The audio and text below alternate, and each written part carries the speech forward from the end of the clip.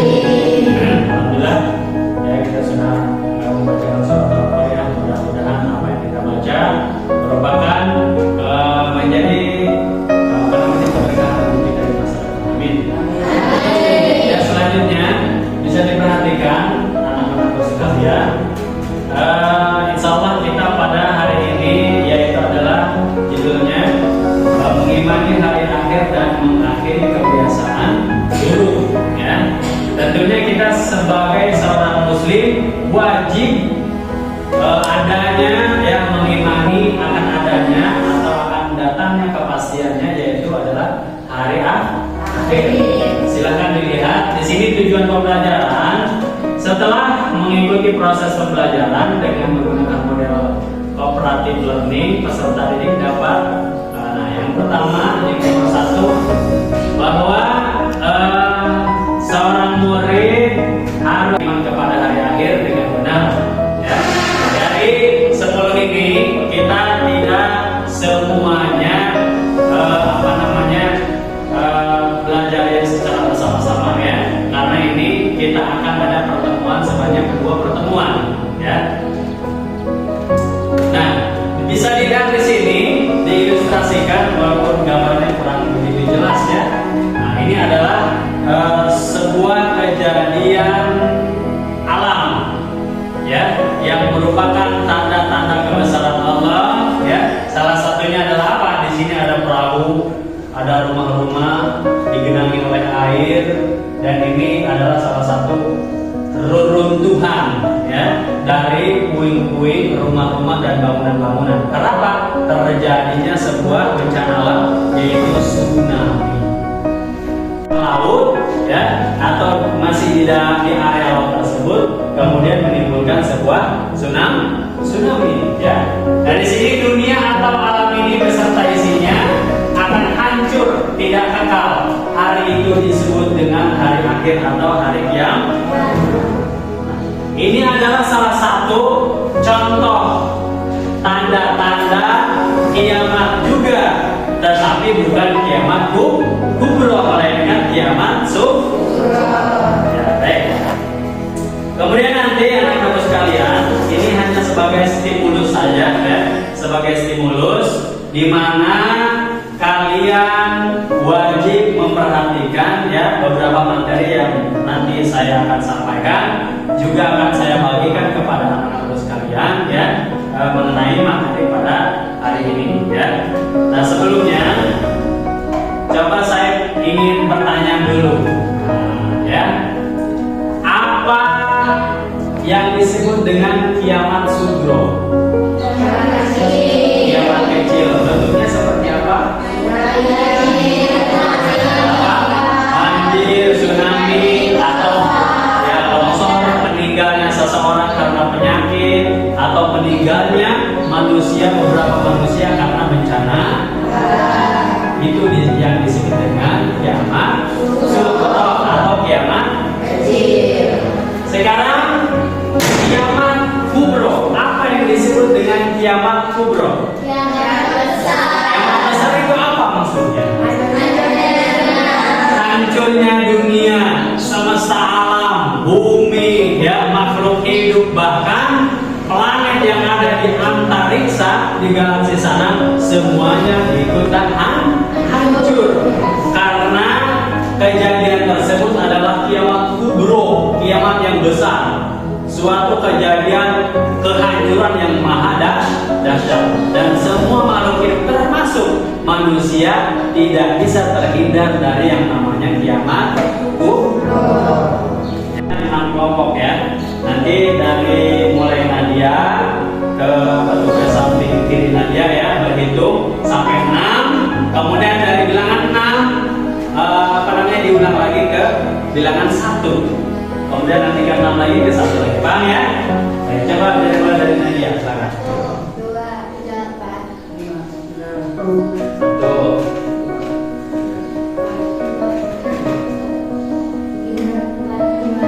Oke, baik ya. Sudah hafal ya dengan nomornya masing-masing?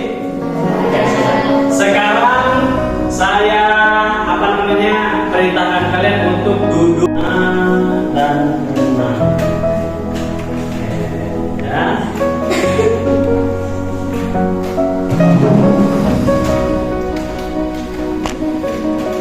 Termasuk dunia dan seisinya akan mengalami kehancuran. Hari akhir ditandai dengan ditiupnya trompet malaikat Israfil. Dijelaskan bahwa pada hari itu daratan, lautan, dan benda-benda di langit porak-poranda, gunung-gunung meletus, hancur dan berhamburan. Lautan meluap dan menumpahkan seluruh isinya. Benda-benda yang ada di langit bergetar tanpa kendali. Bintang, planet, dan bulan saling bertabrakan. Nah, dari materi ini menunjukkan bahwa betapa dahsyatnya hari kiamat, ya. Maka tadi juga sudah dijelaskan bahwa semua makhluk hidup, ya, semua yang ada di langit maupun ada yang di bumi, itu semuanya akan hancur binasa, ya. Planet yang sebegitu besar, maha dahsyat besarnya, ya, itu akan hancur. Apalagi kita manusia yang tidak ada secuil pun sama dengan ukuran planet, ya. Maka kita sebagai seorang muslim, ya, harus mengimani adanya hari akhir, ya. Dan apabila bintang-bintang jatuh berserakan, dan apabila lautan dijadikan meluap, dan apabila keburukan-keburukan dibongkar, ya, maka tiap-tiap jiwa akan mengetahui apa yang telah dikerjakan dan yang dia lalaikannya. Artinya di sini setelah terjadinya kehancuran yang maha dahsyat, tentunya tadi di poin 5, maka tiap-tiap jiwa akan mengetahui apa yang telah dikerjakan dan yang dilalaikannya.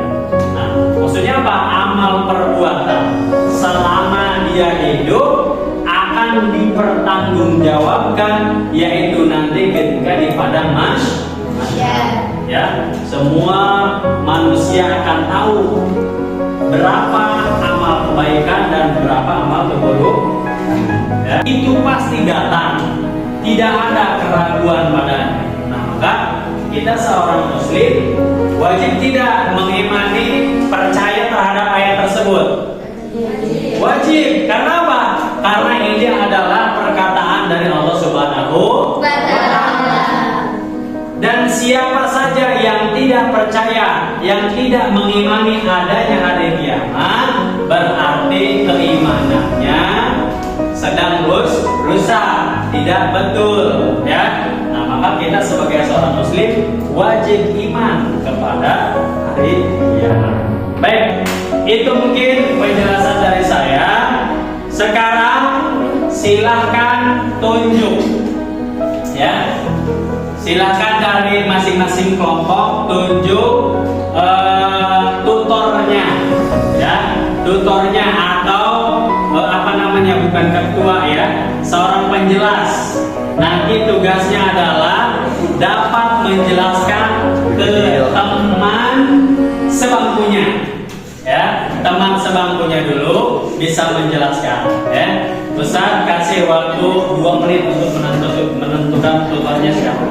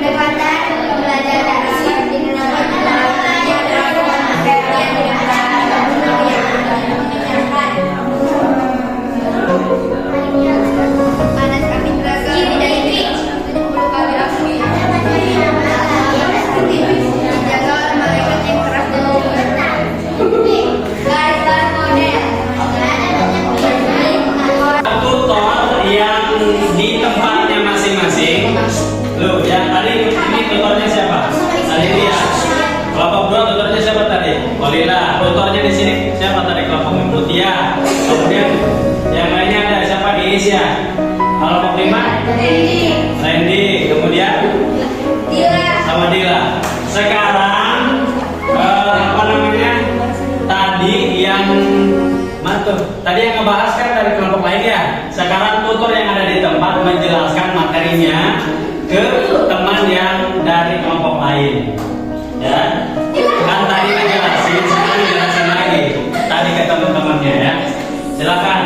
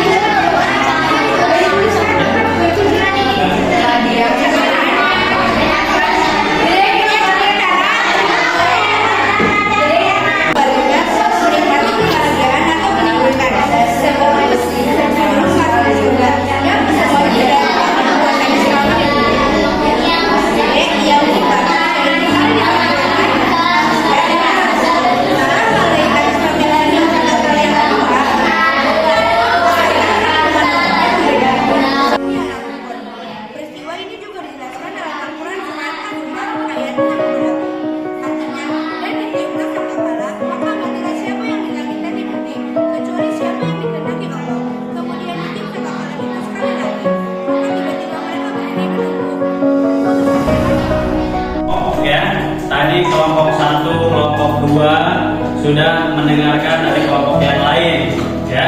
Sekarang tugasnya yaitu adalah kita refleksi sebelum ditutup kegiatan pada saat ini ya. Silakan dari kalian, silakan boleh tutornya atau boleh teman tutornya boleh. Kehidupan alam akhirat. Setelah kejadian kiamat yang maha dahsyat itu, semua manusia akan mati dan mengalami proses kehidupan di alam akhirat sebagai berikut.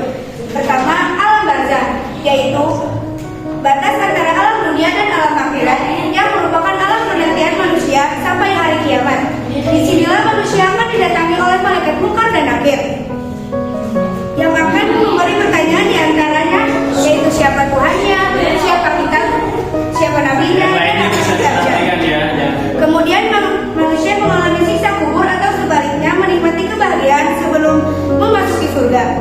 Yang kesemuanya tergantung amal perbuatannya selama di dunia. Yang kedua, yaumul ba'ats, yaitu hari dibangkitkannya manusia dari alam kubur. Setelah malaikat Israfil meniupkan sangkakala yang kedua, keadaan manusia antara satu dengan yang lainnya berbeda-beda sesuai dengan amal perbuatannya selama di dunia.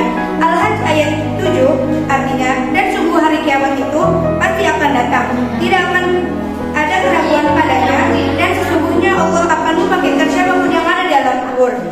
Peristiwa ini juga dijelaskan dalam Al-Quran surat Az-Zumar ayat 68. Artinya, dan ditiuplah sangkakala, maka matilah siapa yang ada di langit dan di bumi, kecuali siapa yang dikehendaki oleh Allah. Kemudian ditiup sangkakala itu sekali lagi, maka tiba-tiba mereka berdiri menunggu putusannya masing-masing. Yang ketiga, yaitu Yaumul Mahsyar, yaitu hari dikumpulkannya manusia di suatu tempat yang sangat luas yang dinamakannya Padang Mahsyar.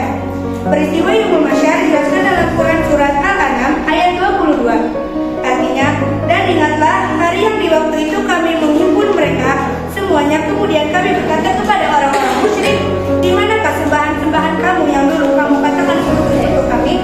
Yang ketiga yaitu Yaumul Mizan, yaitu hari penimbangan amal manusia, baik amal baik ataupun buruk selama di dunia tanpa terlewatkan sedikit pun. Baik, terima kasih sudah beri tepuk tangan untuk kelompok 3.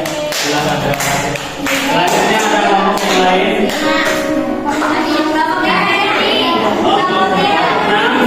Kita bisa tahu bahwa yang pertama tujuan pembelajaran adalah kita sebagai manusia wajib mengimani adanya hari kiamat. Ya, perhatikan dulu. Kemudian selain itu, selain daripada kita tahu bahwa hari kiamat itu pasti akan ada, tentunya harus ada timbal balik alias mawas diri. Apa itu mawas diri? Mawas diri adalah kita harus mempunyai sikap kehati-hatian. Karena setelah kehidupan dunia ada yang namanya kehidupan akhirat. Setelah manusia nanti dikumpulkan di alam barzah, ya, akan diberikan masing-masing kitabnya yang di dalamnya ada perbuatan baik dan perbuatan tidak baik atau perbuatan buruk. Sehingga dari mereka yang diberikan kitab dan isinya adalah timbangan yang baik, sehingga apa yang akan dia dapatkan yaitu adalah surga firdaus. Tetapi sebaliknya bagi mereka yang mempunyai catatan amal buruknya lebih berat daripada amal baik, maka ia akan ditempatkan di neraka. Baik, itu saja. Oke, sebelum terakhir, alhamdulillah kita beri tepuk tangan kepada tutor kelompok 3 yang sudah bisa merefleksikan dan memberikan wawasan. Itu saja, marilah kita berdoa dengan bersama-sama membaca ayatul hamdalah.